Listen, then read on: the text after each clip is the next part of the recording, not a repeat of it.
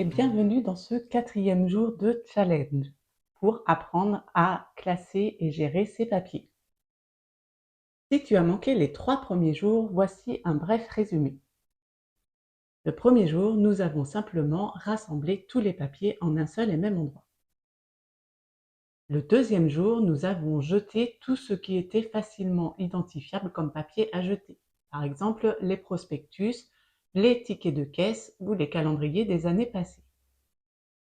Pour le troisième jour, nous avons créé nos catégories afin de pouvoir classer plus facilement nos papiers.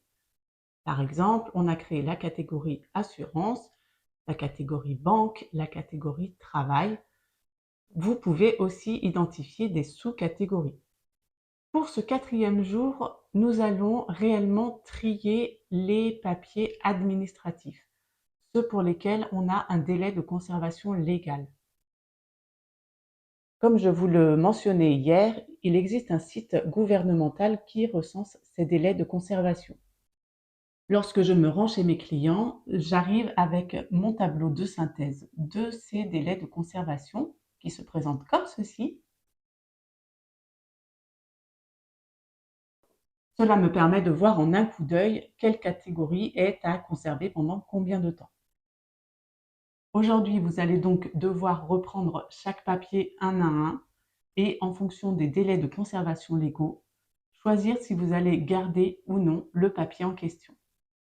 Attention avec les papiers qui contiennent des données personnelles, je vous conseille de bien les déchirer ou de les passer à la déchiqueteuse avant de les mettre dans la poubelle à déchets recyclables.